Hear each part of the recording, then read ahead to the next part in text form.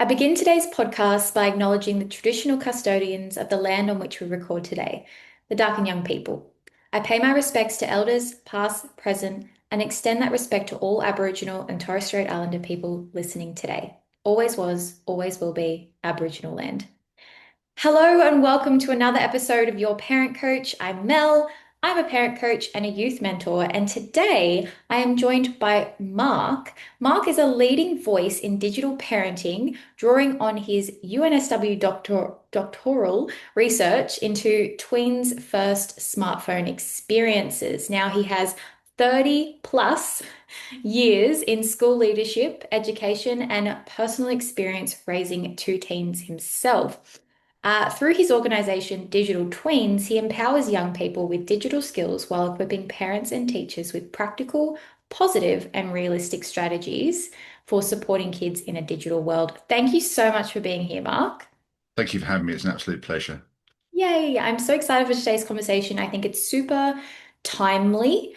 There is lots going on, particularly in Australia, in the world of tech, in particular social media. And so I think there's a lot to be said today and a lot of different questions that I want to dive into. So I'm going to get straight into it. My first question for you is all around, the use of smartphones early on in a child's life, let's say in that tween development phase.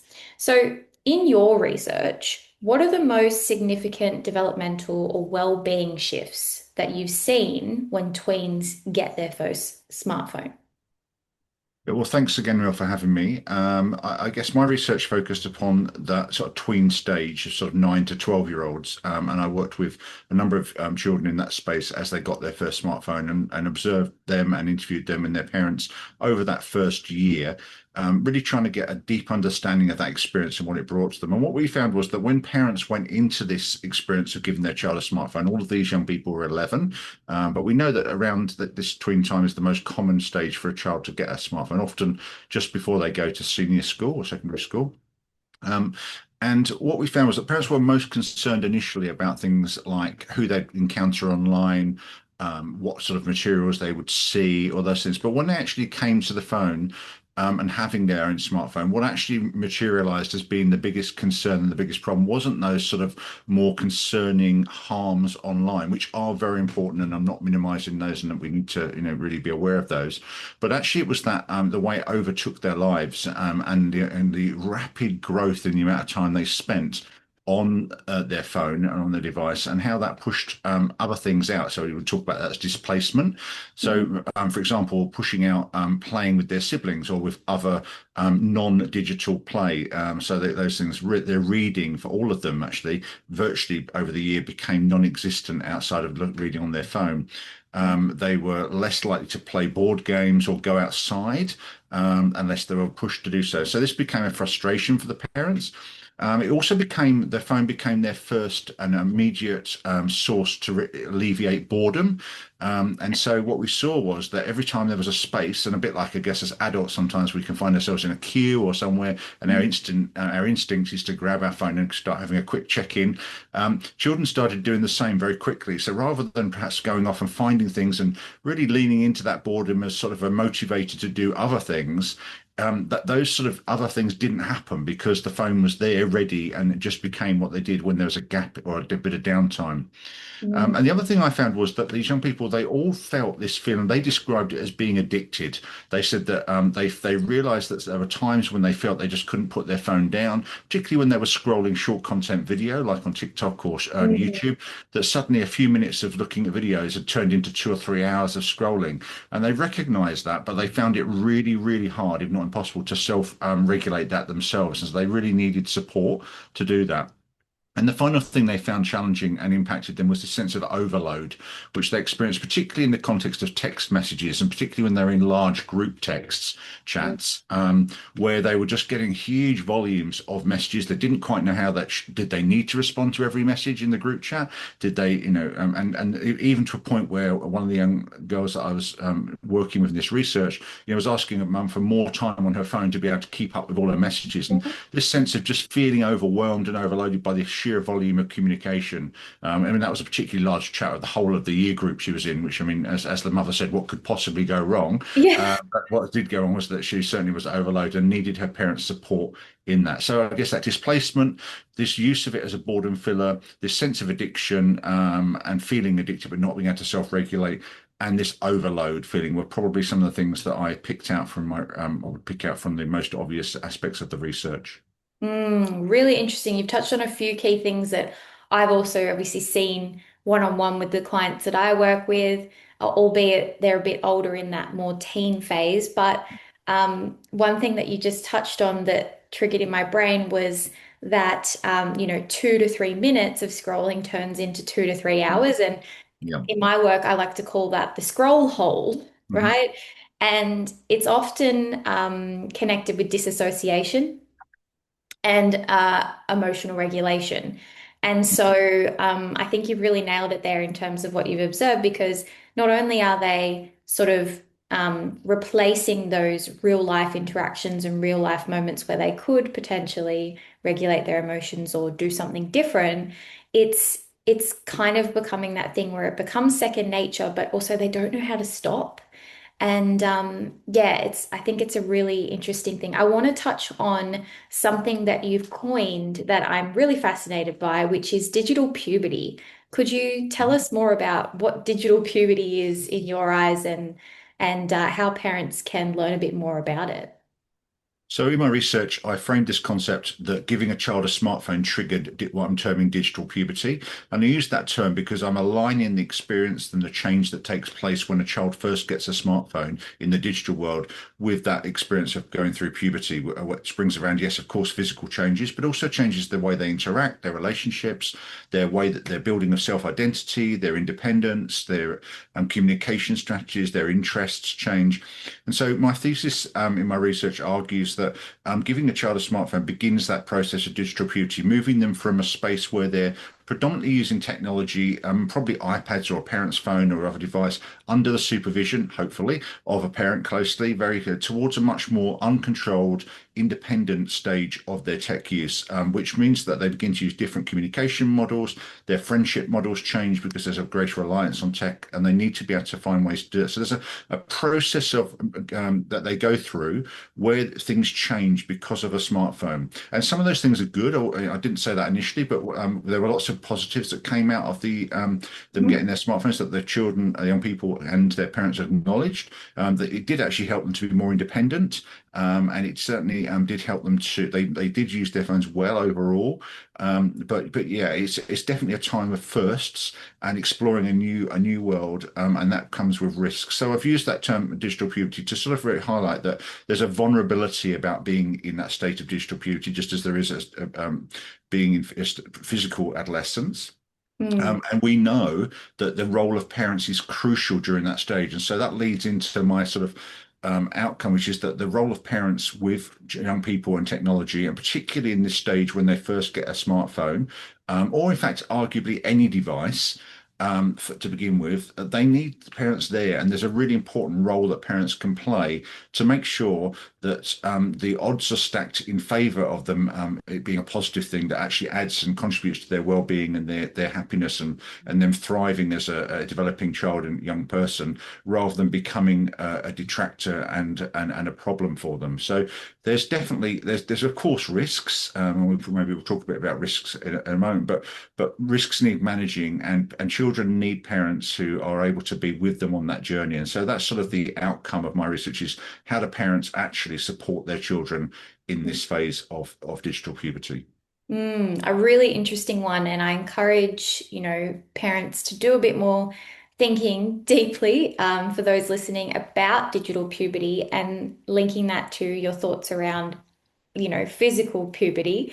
And just, yeah, taking a moment to absorb that, because I think there's a lot there that parents can kind of just take on and go, okay, I actually understand the impact and importance of being involved in Mm. this process rather than just stepping away and saying, oh, it's a bit too hard basket. Um, because there is a lot of overwhelm. And that kind of leads me to my next point, which I'll talk about firstly, is, you're saying that there's a lot of things that parents and families can do to support like digital independence, so to speak. Yeah. And I think when we look at initial smartphone ownership in these young people between that 9 and 11 range, what can parents do to proactively reduce conflict during this transition? Because every family is obviously going to have their own scenario, their own values, their own beliefs, but how can they kind of navigate that initial smartphone Yeah, scenario? I've sort of structured this as an acronym that I use when I'm talking to families about this and sort of to frame it because I think it's helpful to have a sort of I guess a model. It sounds very grand, but I use this term driver, which I guess first of all that reminds parents that they need to be the driver of their child's digital use. And so the D in driver stands for delay. So I encourage parents to actually think really carefully before they give their child a smartphone. I believe parents know their children best and when they're ready. But I think first of all, there's three parts to this. I think you need to show your child has a need for a smartphone. Do they actually need one? Don't give them one just because everyone else has or because it just seems like the right age. Do they need them? Is there a genuine need? Secondly, are they ready? And I guess there's a sort of a process that you can go through to think about readiness. What sort of things are they exhibiting and showing you before they get a smartphone that would give you confidence that they're able to cope with a sort of much more independent form of an omnipresent, always there Mm, state of technology? And finally, the one we often forget is, are you ready as a parent to support your child? Are you able to? I mean, if you're really busy and you're just not feeling confident, you don't feel you've got enough time, you've got other children you're dealing with, it may not be the right moment. So I encourage parents to really think and make sure it's the right time. And if you're not sure, then say to your child, not yet. Don't need to say no, but mm, not yet, because it leaves the door open for a possibility in the future. And you can even explain what it is you'd be wanting to see before that came.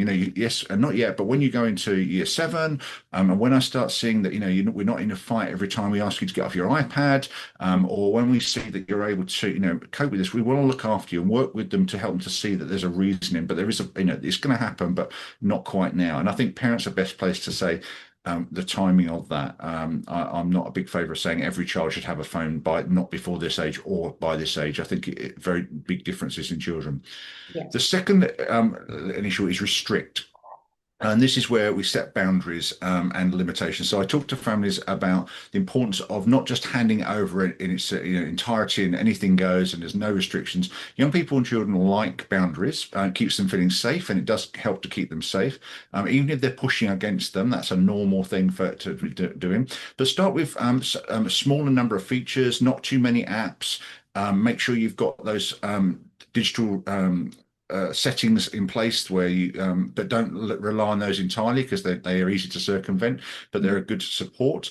And slowly and ideally talk about those with your young person before the phone even appears. This is going to be the way it's going to work. You're not going to be able to have X apps, or you're not going to be using it while I'm here or then or at this times, or and just set those boundaries really clearly, ideally in discussion with them so there's buy-in. So I think I'm a really big fan of co-creating and restrictions, but also recognizing that they're not permanent, they're temporary. This is where we are right now, and these restrictions are not punitive. They're not there to stop you, to stifle you, to prevent you having fun or to that, but they're there to help you to work your way through this transitional period of learning to be able to self-manage independently. So slowly and gradually, as we start to see young people being more responsible, more skilled, more competent, so those restrictions or rules, however you want to look at them, depends on your culture and your family, they can start to be relaxed there as well. The third one is involved. So you need to be able to be involved with your child. I talk about being curious about what is your child actually using their phone for. Be curious before you give it to them. What do they think they're going to be using it for? What's their expectations? Talk about that. Keep that discussions open. Ask them to show you what they're doing. Co-play with them in games that they're playing on other devices. Look at the sorts of videos or spaces that they're going to, and co-explore. So it's a journey together, and there's a sense of involvement, walking alongside. And that's not about being the enforcer, although that is sometimes necessary, but it's Mm, about being the curious partner and the coach, the person alongside, rather than looking over the shoulder I was talking about. mm, The V stands for visibility. I would absolutely encourage parents to keep smartphones out of bedrooms and bathrooms.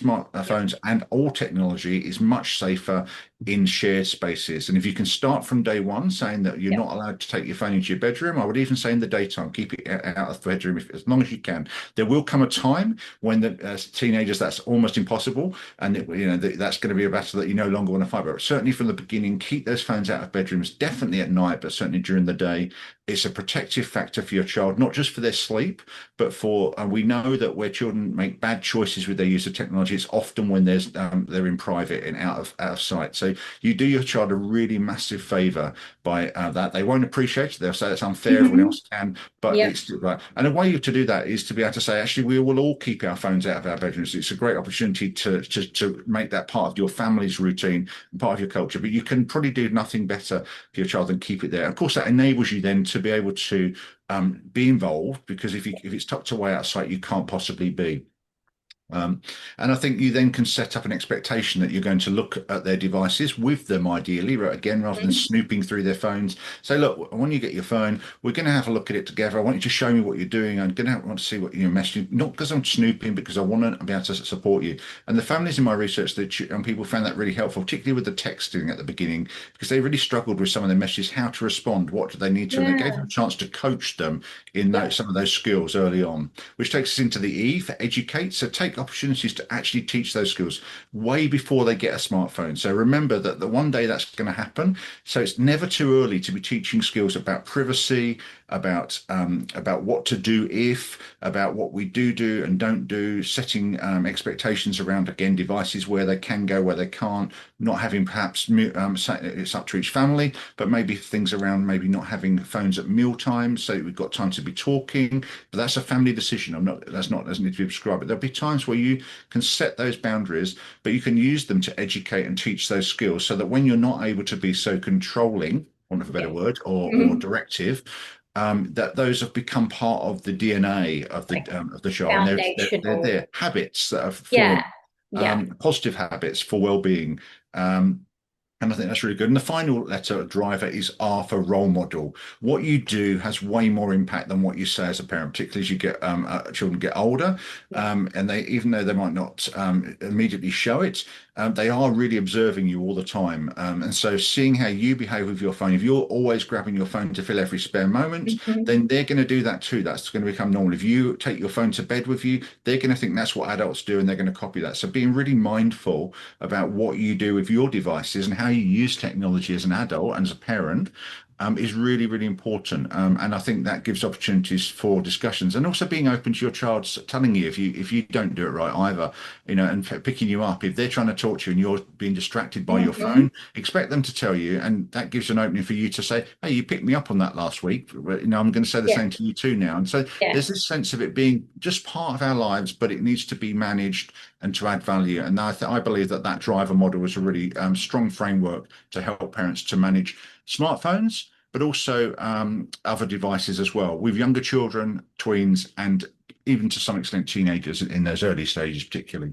Yeah, no, super, super valuable. I love that acronym driver. Everybody, write that one down.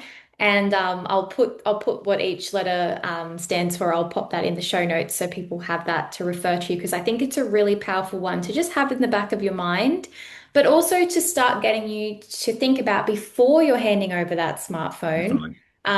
what each of those pillars kind of looks like for your family, like Mm, you said, and creating those really strong frameworks. If you have someone that's a teenager now and you're having to make, and maybe you've got a tween coming into their tweens now, a bit of an age gap, it's okay to also sit down and say, hey, I know this is how it used to be. This is how it's going to be going forward. And mhm, we're making these changes and we're doing these things in our household to benefit everybody. And it's going to be for everybody's benefit. So this is what that's going to look like. And you might then have those conversations about, no phones in the bedroom or no phones at the dinner table. One that my parents created for us as kids was don't add anybody on social media that you wouldn't invite into your home. mhm. And that is a good one. And I share that with a lot of my clients actually. And sometimes they push back and go, oh, they're so, I'm like, well, if you're not going to have that person in your house, then you don't feel safe enough to trust them. Why would you trust them online?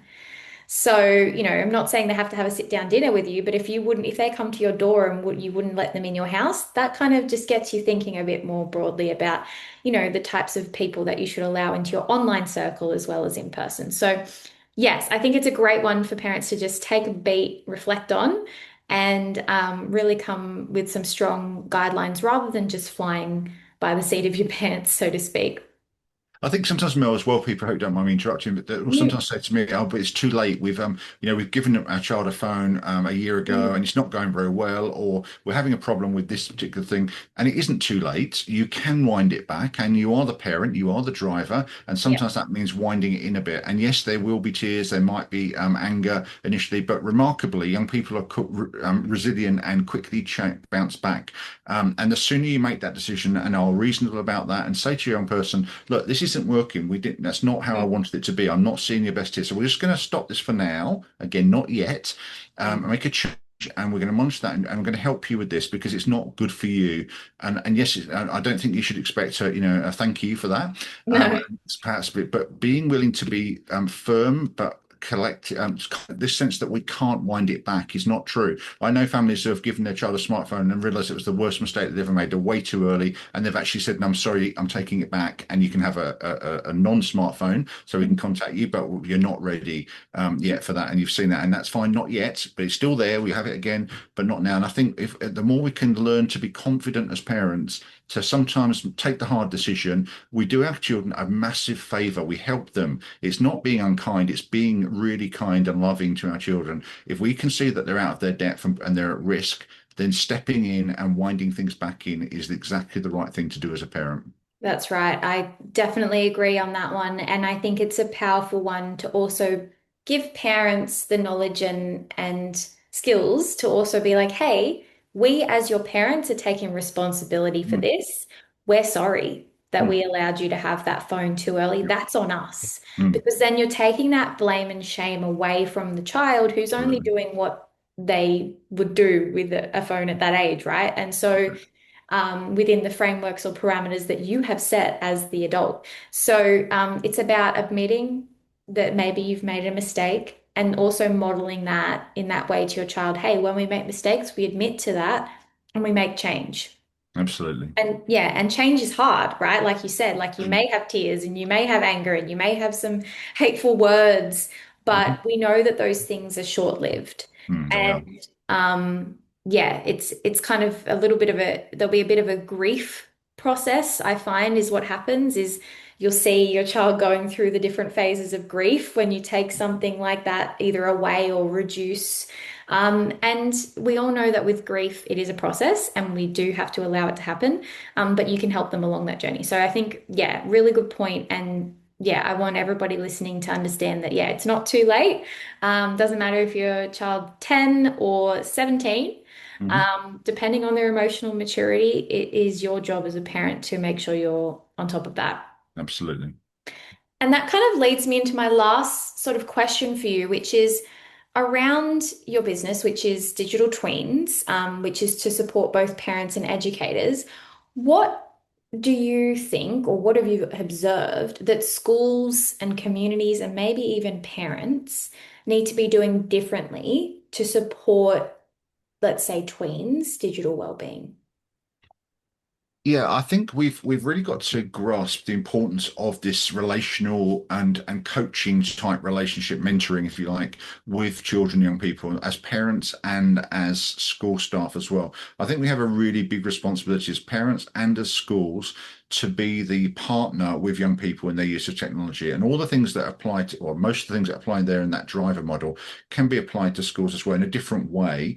But they can certainly contribute as well. So I think there's a need to be involved. And sometimes we think, okay, it's all good. Schools have no, don't allow smartphones at school now, for example. We've banned it, and so that's solved the problem. And I don't think that solves it. Just as with the social media ban, that doesn't solve the challenge. It may contribute positively. We'll see how that rolls out. But it's just as with phone bans, there's definitely by not having phones in school is a positive because it gives young people a chance to be detached from their device for a little bit of time and to be focused upon their schoolwork and their in-person relationships. But there's more to it than that. That's perhaps the beginning stage. So we've got to be careful that we don't over value and lean into the importance of banning and restriction over education and support, because I think that they are that one is an enduring situation and continues and goes with the child in building empowerment.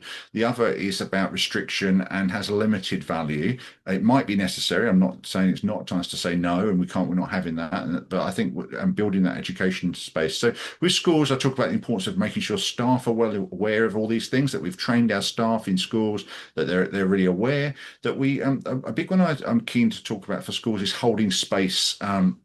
That's non-digital. I think there is a risk that, particularly in the modern age, that children maybe have to hand their smartphones even when they get to school, or put them in pouches or in their lockers, and then they go onto a laptop or another device in school and spend most of their day on that device. So we think they're getting a break from technology, but in fact they're not, and we're not always exactly sure what they're doing on that device, even if it's been locked down. My experience is that it's not always as locked down as well as we Mhm. think.